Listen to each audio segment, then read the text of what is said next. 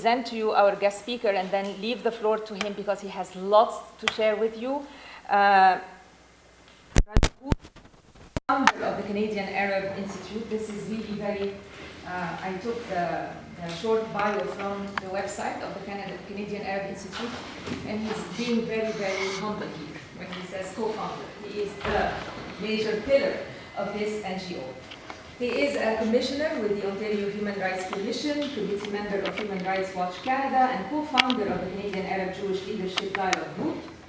Raja formerly served on several government and civil society bodies, such as Ontario's Hate Crimes Community Working Group, the Minister of Education's Equity and Inclusive Education Strategy Roundtable, Pride Toronto Community Advisory Panel, the Institute on Public Affairs, and as advocacy co-chair of Human Rights Watch Canada.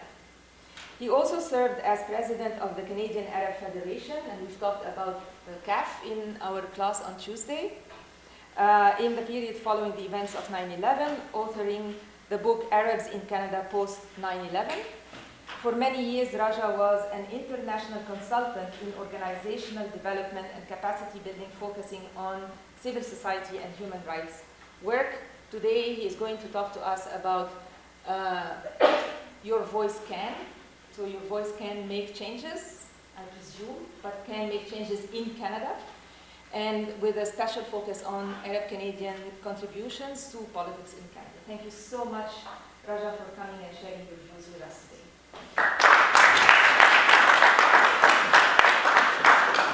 Thank you, Meg. You mean some people actually chose to be here as opposed to the rest of you? Good to be in Ottawa. The air smells different in Ottawa this time around. I'm not sure why. I heard there's been an election and a new government. Is that good or bad? Good or bad? Okay. Of course, we say this in the most non-partisan way. It's one of the things about the challenges about the voting campaign that we started in June of this year, and it was supposed to be non-partisan. And we wanted it to be non-partisan because the focus was about not which party to vote for, but rather the engagement process itself.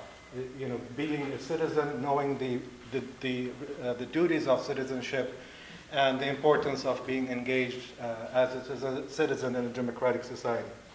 And it turned out to be a lot harder than I expected to go through this entire campaign without being partisan, because every single aspect of the campaign, of the elections, has partisanship in it.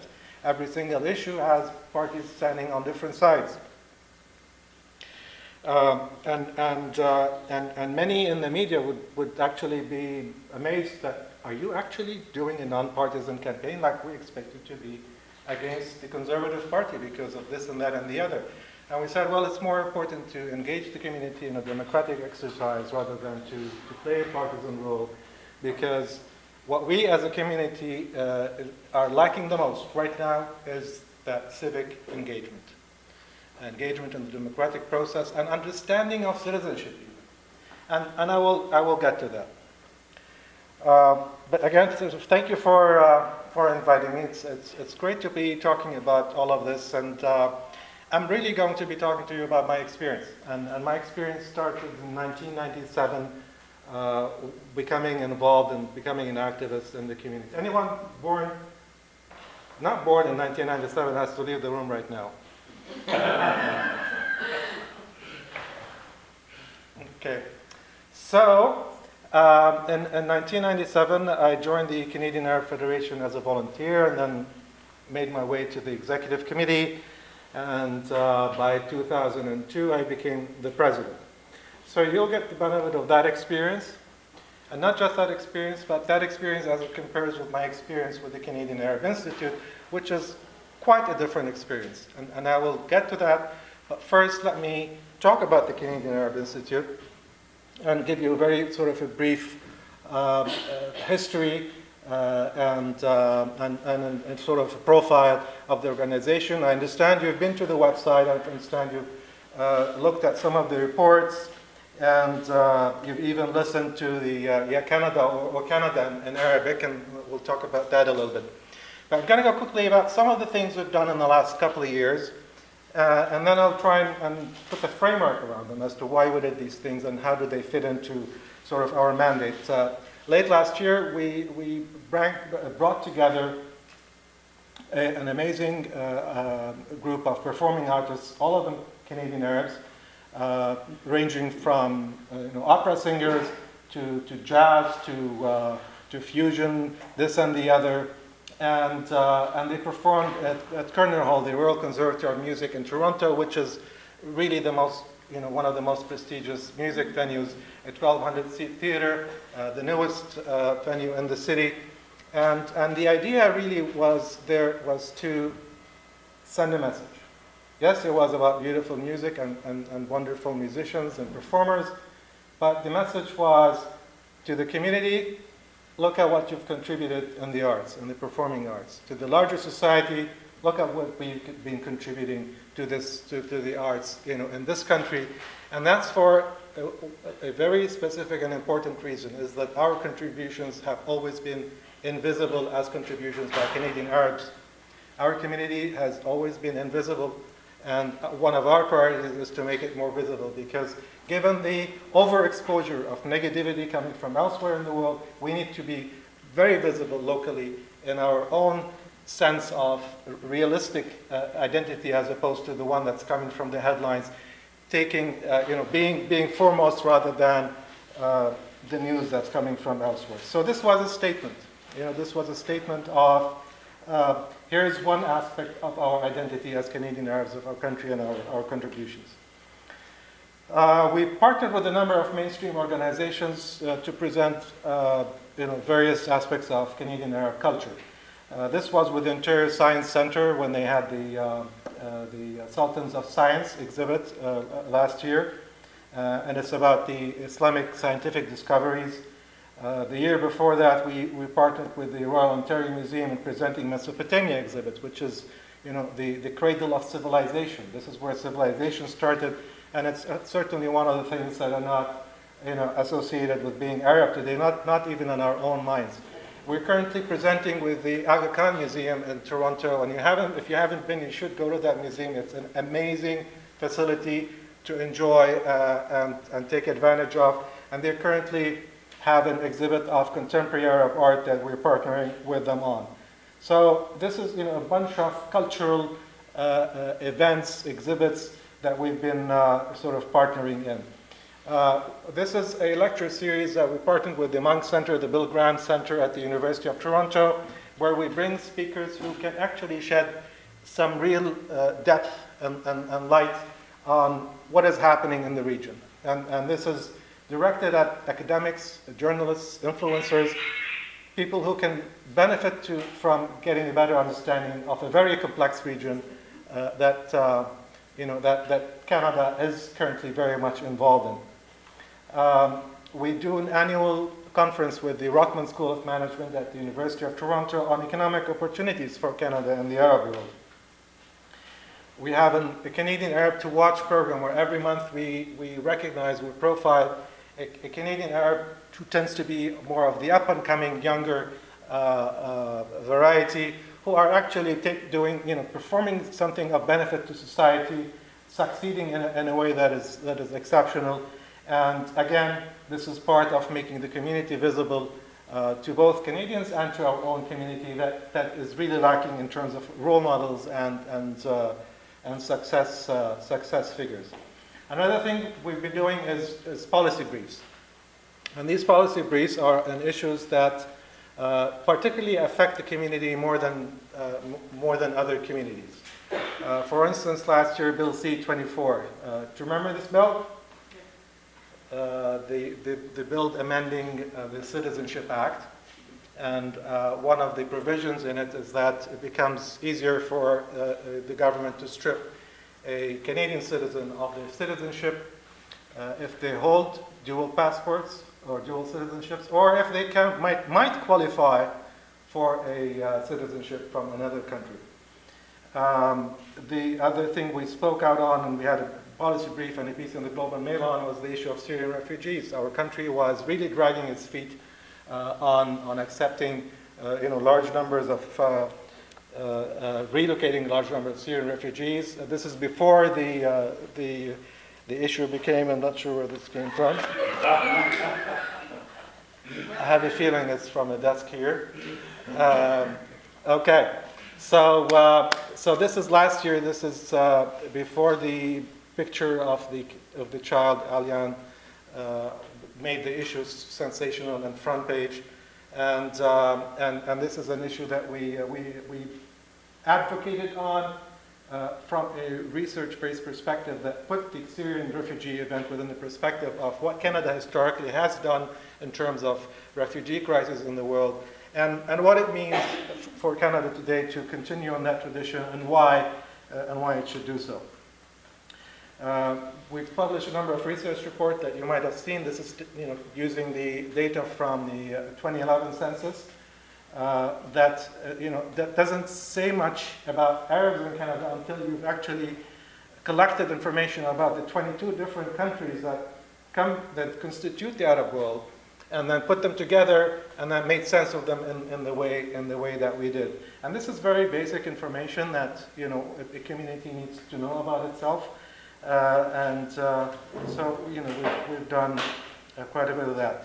We've done two conferences, professional development conferences for youth, and this is where we would bring about 40 to 50 established Canadian Arab professionals, put them in a room, and then bring in about 200 young Canadian Arabs who are students or recent graduates, and give them the opportunity to interact through panels and discussions and networking opportunities, so that they can benefit from each other's experiences.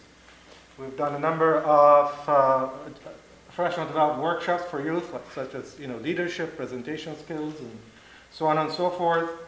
Networking opportunities for professionals. Why do we do this? Because professionals can benefit from networking opportunities, expanding their own networks for their either personal development, or for their business development, or career development, or so on. And this brings me to sort of our vision. People would often come to me and say, we see you doing concerts and exhibits and policy papers and then youth conferences. What are you guys about? Like, that doesn't seem to make sense. Well, it does. There is a method to the madness. Because everything we do really pours into our vision. And our vision is for a engaged and empowered community in a respectful and inclusive society. So there is the community part, engaged and empowered, and there's the society part, and that is an inclusive and respectful society. So, the work that we do, for instance, in the areas of policy and research, and which is directed at policy and decision makers, this work that we do is trying to influence policies that will make it more or less inclusive for our community, in this society. So, for instance, I mentioned C-24. That was making us less included in society. Bill C-51. What's Bill C-51? C-51.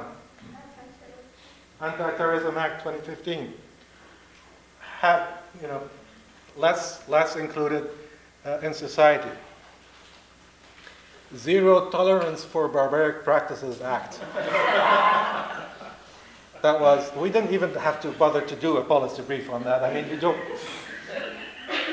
Anyone in this room for barbaric practices raise your hand?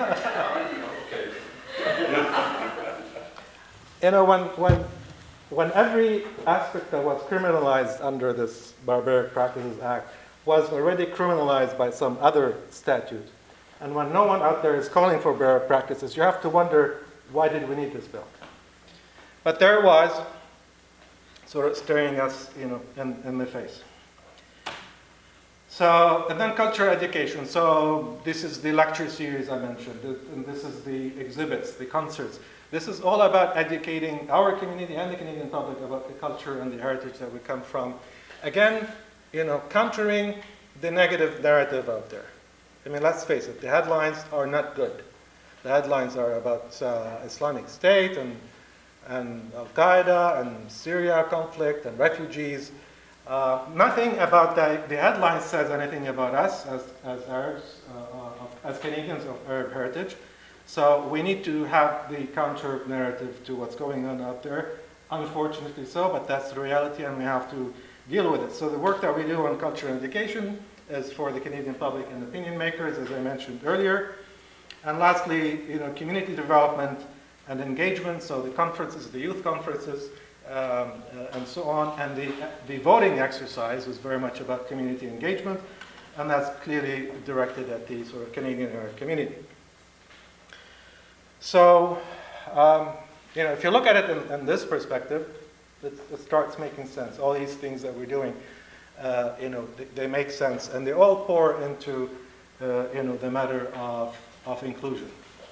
I mean, if someone says, so what are you guys about? The short answer is, the 3-second elevator pitch.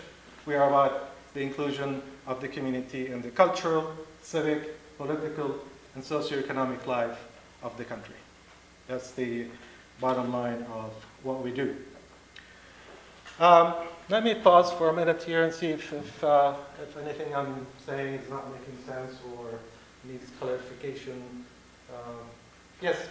You mentioned C24 and C51. Can you elaborate on how did you get engaged or what was your contribution regarding that?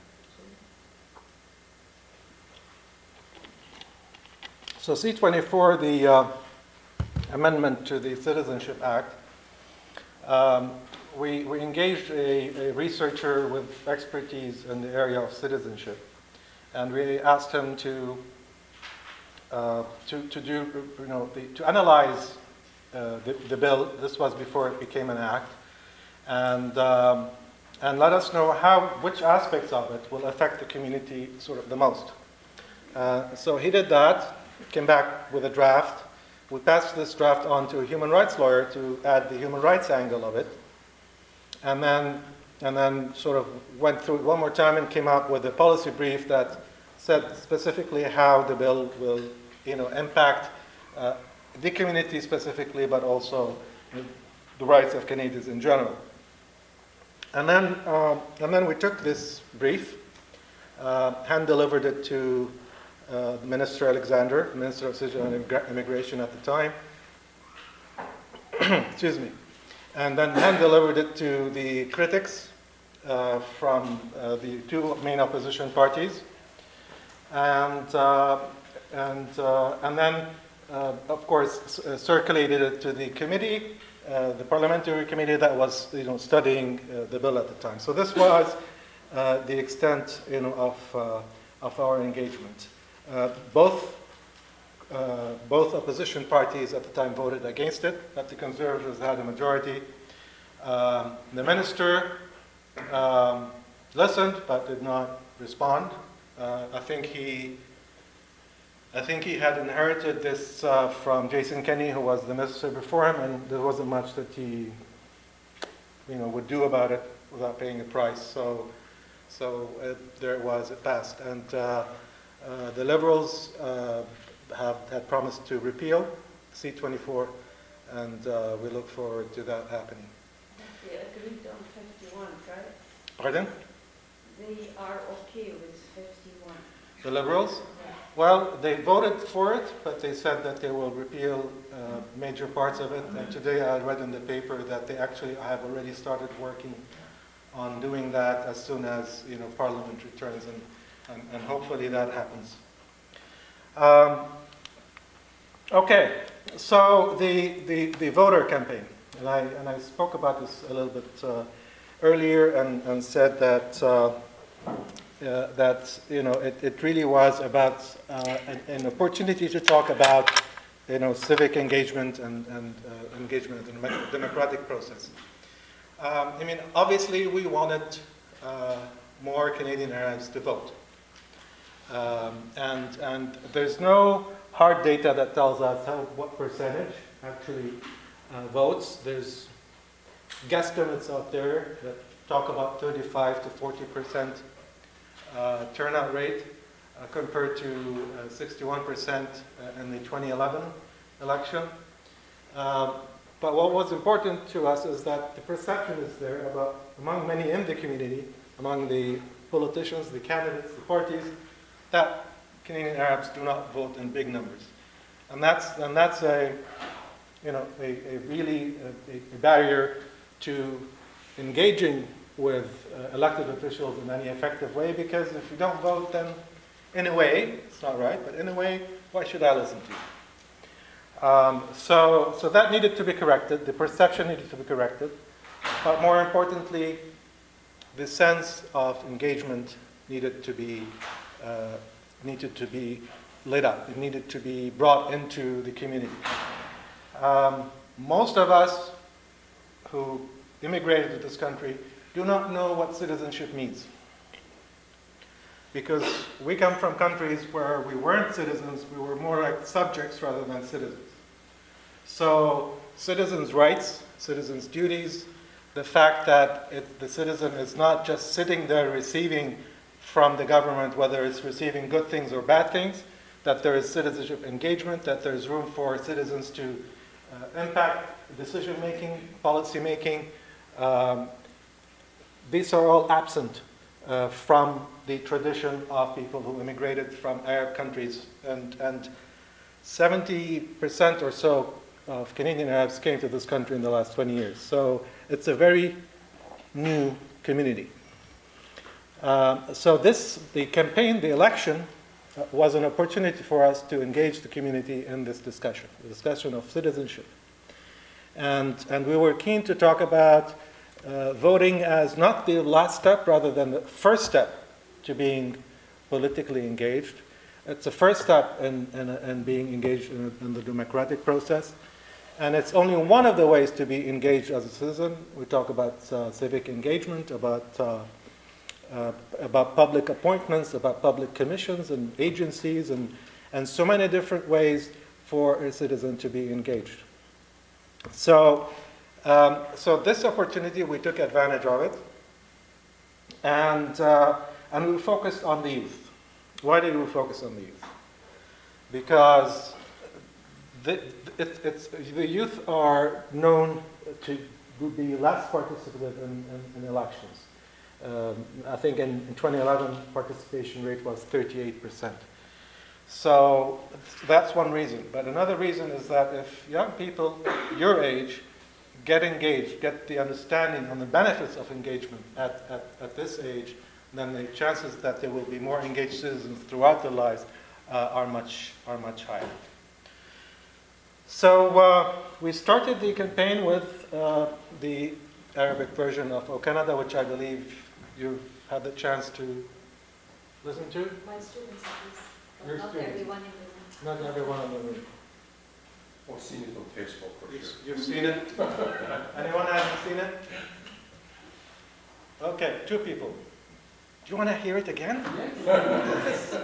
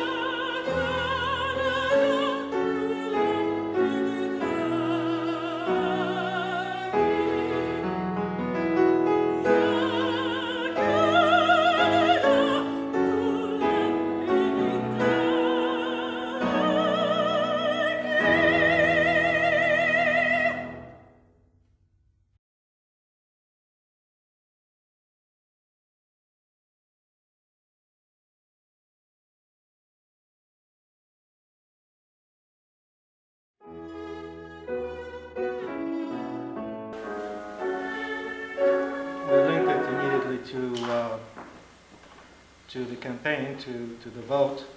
And really the intention here was to get people's attention. That there's an election, coming up, and we are citizens, and you sing your Canada in Arabic and feel more patriotic. And the way to express your patriotism is to engage in the democratic process and take part, in the election. So.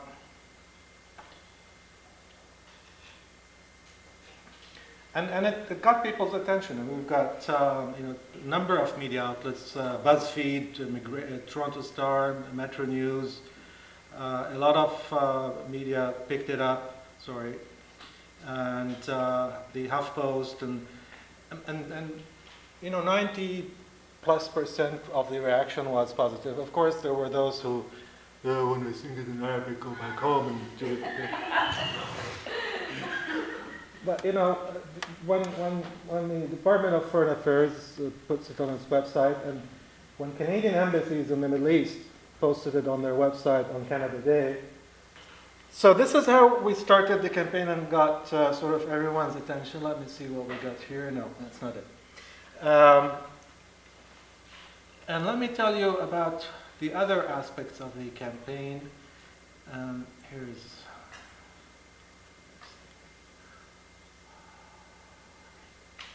Okay, so it was a multifaceted campaign, again, tilted towards youth, but not completely, and it included in it, the election news feed. So on a daily basis, we will, repost items from the news that specifically, address issues of the election and the campaign and what's going on in it. We've had a number of webinars that addressed topics like citizenship and immigration, multiculturalism, the security agenda, and civil rights, foreign policy, topics that are of more interest or more relevance to the Canadian Arab community. And we wanted to do them on a webinar because you can reach anyone, anywhere. And then you can continue to have that recorded lecture on your website and so on. We organized, a number of panels in many different cities. Unfortunately, we did not make it to Ottawa. Our focus was more in sort of southern Ontario. And these panels were not about just the vote, it was about civic engagement. So we talked about opportunities for engagement and how they benefit not just society and the community, but the individual themselves. And then every picnic, every gala, every event that was happening in the community, we went to and spread our message there. We had a contest that encouraged people to participate and send in their own contributions. This thing here, it's called the Arab Faces of Canada, and this is a similar feature to Humans of New York, I think it's called. That succeeded a lot, and this is where we'll just put regular people telling their stories, how they feel about Canada, about being Canadian, and citizenship, and all of those things. And then we published what's called the 101 series, and this look at the basics of the democratic system. What's a parliament? What's an MP? How do laws get made? What's the election process? What do you need to have? How do you find out about the platforms? And what's the difference between federal and provincial and municipal government? It's basic stuff, but it's stuff that most immigrants do not know about, or new immigrants, I should say. So we published a series of those. And we published this animated video about how votes matter. I don't know if anyone has seen that. Have you seen that one? This one was Yeah. Canadian Plus. This one here. Have you seen it? Has anyone seen it? I'm sensing an opportunity here. Here it is.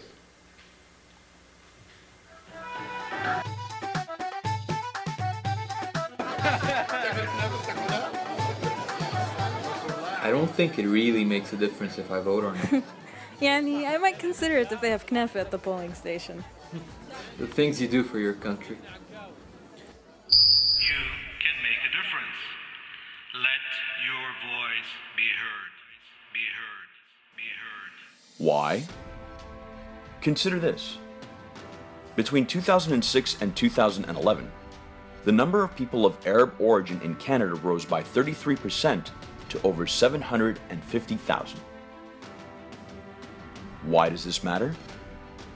Well, in many ridings in the 2011 federal election, members of parliament were elected by a difference of less than 1,000 votes.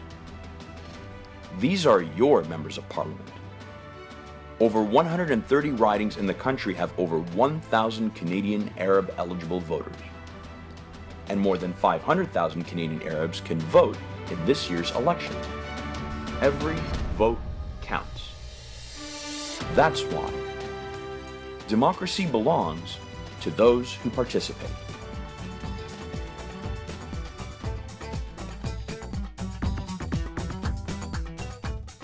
Cast your vote. Let your voice be heard.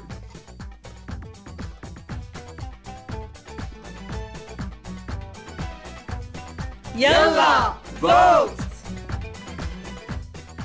Go to www.yourvoicecanada.com.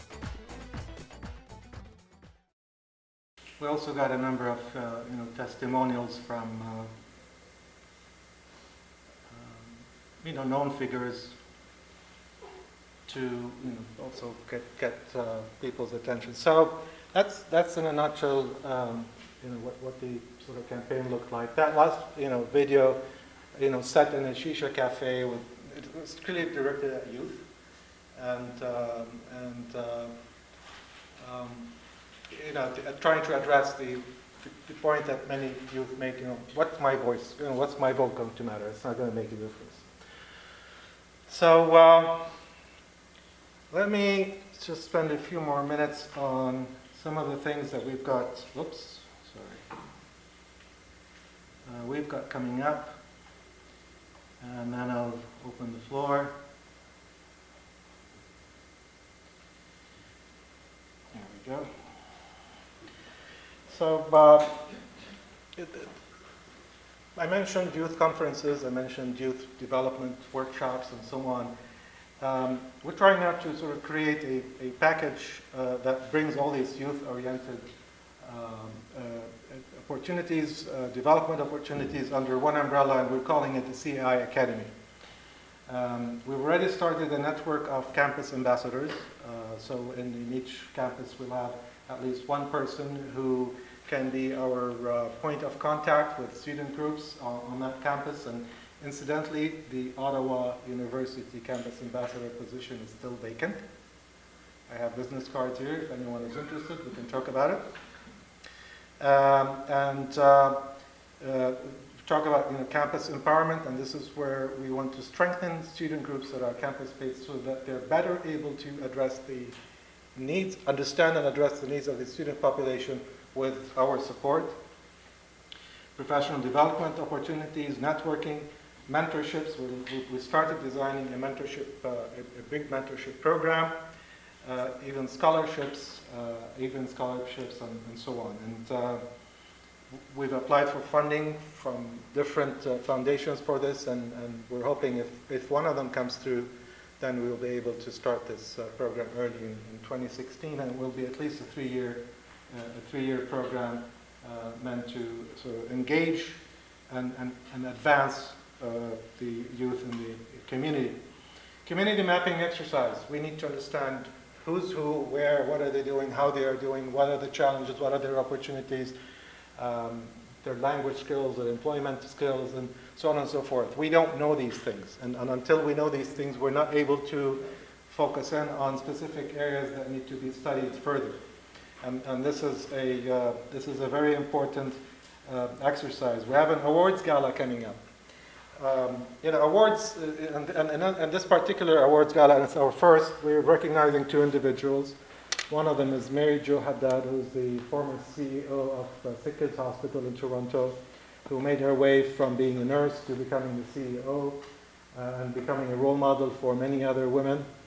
And the other one is Sheldon Levy, the departing president of Ryerson University, who created a campus that is very reflective of the city of Toronto and very inclusive of everyone, and appointed an Arab Muslim as his provost and the university. So these are really outreach opportunities. This is an opportunity for for the institute and its constituency to reach out to communities in the education sector and the health sector and sort of Canadians, Canadians in general. It's also a fundraiser. We're looking at starting an international competition for Arab Middle Eastern art. Now, how does this advance our objectives? Simply, by talking about art from the Arab world, we are talking about something, other than ISIS. We're also talking about culture and heritage, and the language of art reaches everyone.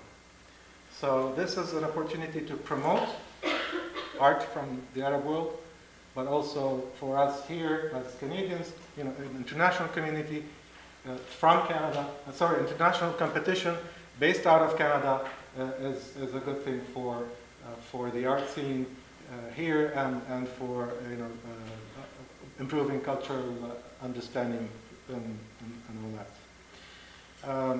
We have an 8-member board at the time. At this point, it's 5 of them are academics, and we have this white dude here, Brady Wood. Doesn't have an Arab bone in his body, but he believes in our mission, and he's now the chair of the board. Our advisory board is a very mixed bag of former politicians, former ministers.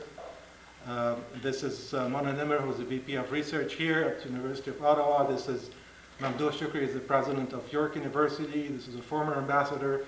Al Mendes is a professor of international law and human rights here at the University of Ottawa. Huda Al-Maraghi is the first, and Taysir Abu Nasser is the second. Female deans of engineering in the country. They're both Arab. Bill Graham, former minister. Jamila Hassan is the foremost Canadian Arab artist, and so on. So it's a very outreach type of organization. And I will shut up now.